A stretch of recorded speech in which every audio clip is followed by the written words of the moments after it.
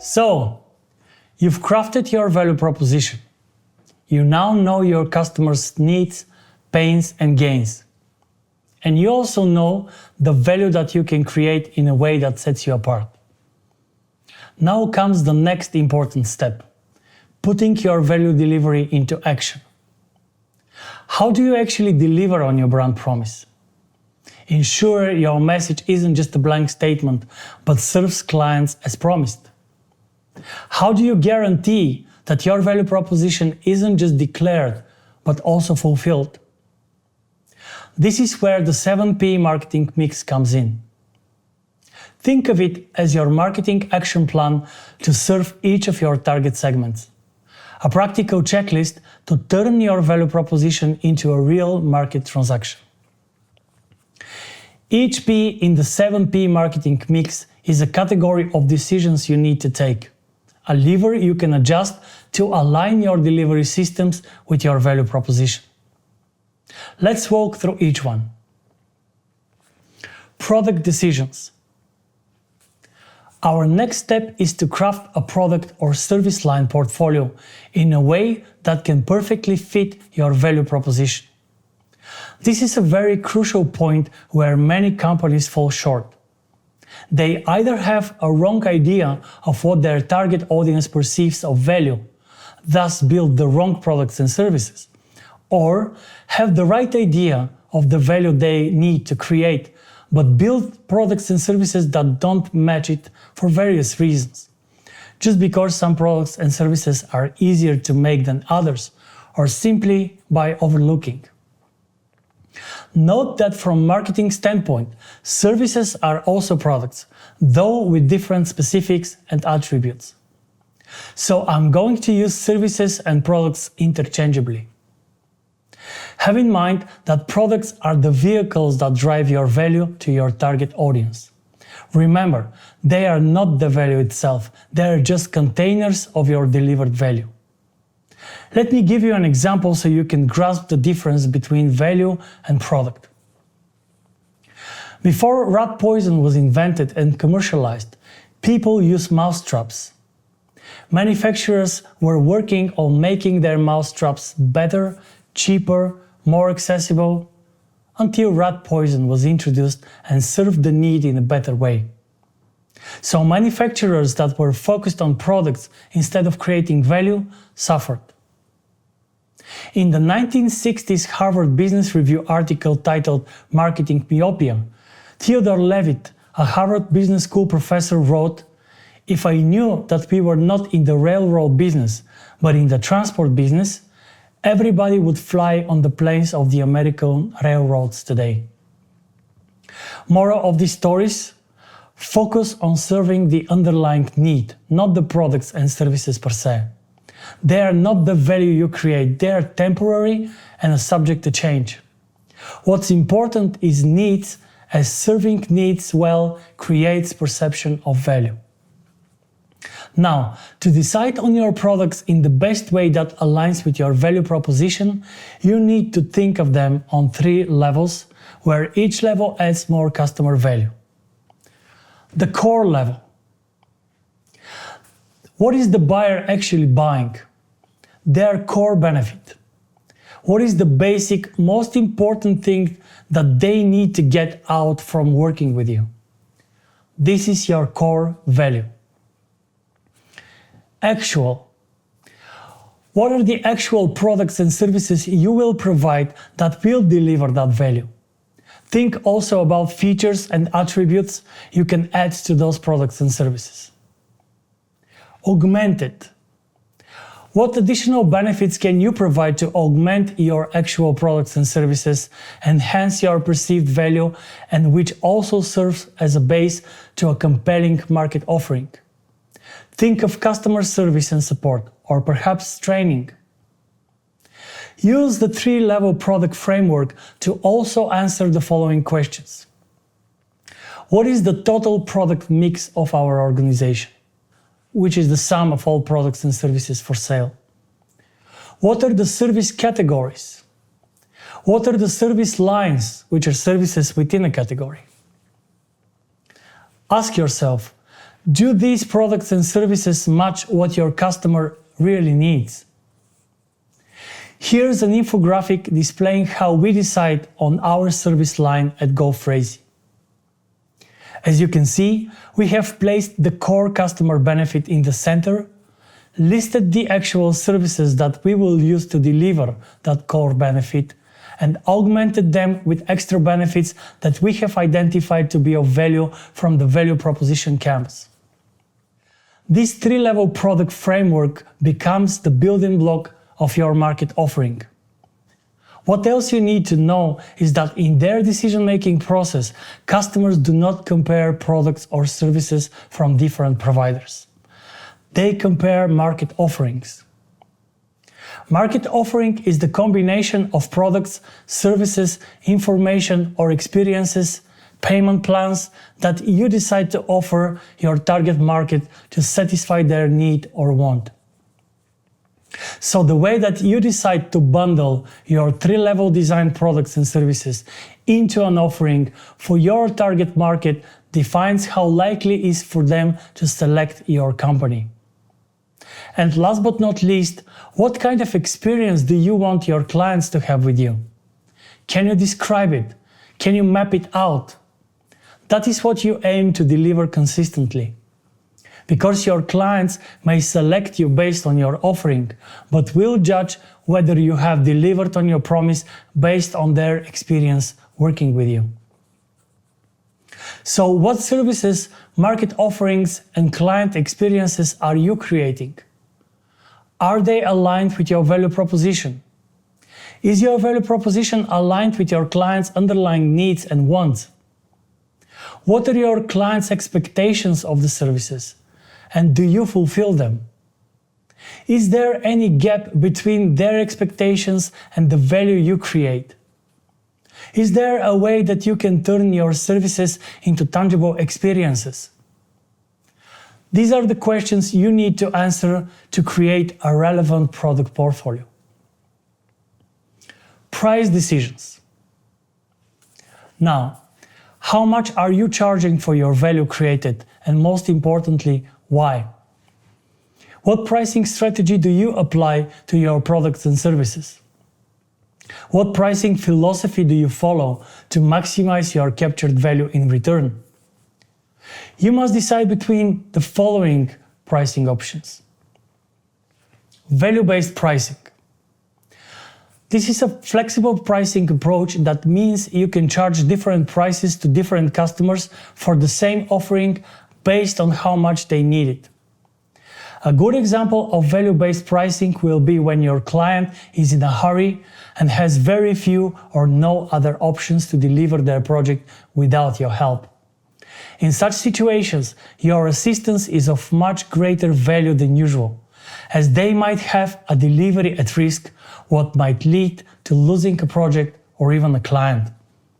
That creates an opportunity to charge premium based on the fact that your client's perceived value is much higher in this case.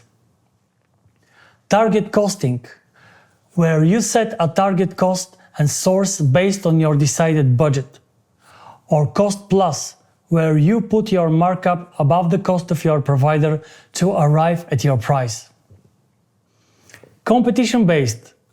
This is an approach where you consider how much your competitors are charging for the same service, and depending on your decided winning value proposition category, you either strive to provide more value for the same price, or less value for less price, or more value for less price, or more value at a higher price. New product pricing strategies are price skimming, where you charge premium, taking advantage of the uniqueness of your product or service. Think new iPhone model, for example. Or market penetration, where you charge lower than market rates to gain market share. You can also select from different price adjustment strategies, like discounts for volume or batch, and allowances.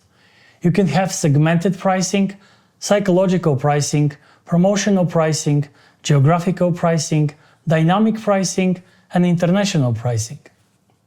These are pretty self-explanatory, so I won't get into much details, but you can consider them as options and decide which and how to apply in your pricing. Your pricing strategy is a combination of these pricing decisions and is affected by your objectives. Also, your pricing should reflect your desired positioning. Are you premium or affordable, boutique or mass market? Does your price signal value or volume? More importantly, does your pricing model make sense to your customer? Take these pricing decisions in consistency with your previous marketing decisions. Place decisions. Place is about distribution of your products and services. How do they reach your client? Are they accessible online, or through your website, your social media channels, or through your salespeople? Perhaps through a project manager or through a platform or partner? Place is about accessing your products and services. Are you available where your customers are looking for solutions? And also, what media supply chain does your company participate in? Who are the other supply chain members? How can you enhance collaboration with the other participants? Map out all potential points of sales where your clients can access your products. Then set up and supercharge these points to provide your offerings and manage the transactions. Partner with other companies to utilize their distribution channels. The goal here is to make your products and services available and accessible to your target audience both directly and indirectly at the most reasonable cost of sales. Promotion decisions. Have in mind that the value you provide is rarely obvious to your clients. How do you communicate your value to your target market? How do they become aware you exist, interested in your offering, and convinced you are their best option? In order to promote your value successfully to your target audience, you need to craft relevant and compelling messages and employ a mix of communication channels. The communication mix consists of 5 promotion channels: advertising, PR, direct marketing, personal selling, and sales promotions. Let's look at them more closely one by one. Advertising. Every promotion that you pay for is called advertising. In terms of advertising, you need to decide what your paid promotion options are. Google ads, banners, paid directory listings, video ads. The options are numerous, but you need to look where your target audience is before you decide to pay for promoting your value. PR. Is there an interesting story that you can share with the media that is of value to their audience? Any news or initiatives or experiences that outlets would love to publish? Again, look for relevant news or thematic channels where your target audience resides. Direct marketing. The entire digital promotion falls into this category. Compelling website, social media channels, blog, podcast. Which of these channels can you utilize to reach out to your target audience and build awareness, credibility, and brand fanbase? Personal selling. What kind of sales team do you need to have? How many salespeople? What would be the team structure? What tools and instruments will they use? Any CRM to track their deals and contracts with clients? Will they have sales targets and compensations for achieving them? Will they be outbound and execute a push strategy where they make cold calls and send out cold emails? Or inbound with a pull strategy where your clients reach out to you in response of your other promotional activities? Sales promotions. What are your activities to stimulate immediate sales or customer action? You can utilize any of the following sales promotion options. Consumer promotion tools. From coupons, refunds, premiums, and point of purchase promotions to contests, sweepstakes, and events. Trade promotion tools. From discounts and allowances to free goods and push money. Business promotion tools, conventions, trade shows, events, and sales contests. You should as well determine such things as the size of the initiative, the conditions for participation, how to promote and distribute the promotion package, and the length of the promotion. After this process is completed, the organization must evaluate its sales promotion results. Remember, your value proposition and perceived value is not something that your target audience immediately spots. You need to identify where your target audience resides, plan how to reach out and access it, and communicate your value proposition through clear, engaging, and transparent messages and a market offering using communication channels in a compelling, memorable way in order to stand out of the crowd. People decisions. Your entire HR strategy falls into this P. How do you identify, hire, and retain personnel? How many people with what competences do you need to deliver on your promise? How should they be structured into departments, organized and managed? What would your organizational chart look like in order to create superior market value? Every business is powered by people. That is especially true for service businesses. Your team is an inseparable part of your brand. From account managers, production supervisors, and sound engineers to external linguists, translators, and subtitling specialists, think of the experience you're aiming to create for your customers and the people aspect of delivering that experience. Process decisions. This is all about how you distribute your value, the procedures, the processes, and technologies that you use. How do you process your orders? What tasks need to be performed? How do you group those tasks into workflows and workflows into processes? What systems are in place so you can log these processes for a seamless, efficient, and client-friendly delivery? Your process determines consistency, scalability, and satisfaction. It's where operational excellence becomes a market advantage. Physical evidence. Services are intangible and are subject to proof. Thus, clients look for other companies' signals that hint what they can expect from you. So, is there a way that you can turn your expected services into tangible experiences? Your physical office, what does it look like? Does it speak success or your roof is leaking? Are your chairs broken and does your floor look like it hasn't been cleaned for a while? Is your website up to date or your last news post is from 2 years ago? And what about social media reviews? Are people sharing positive service experiences with you?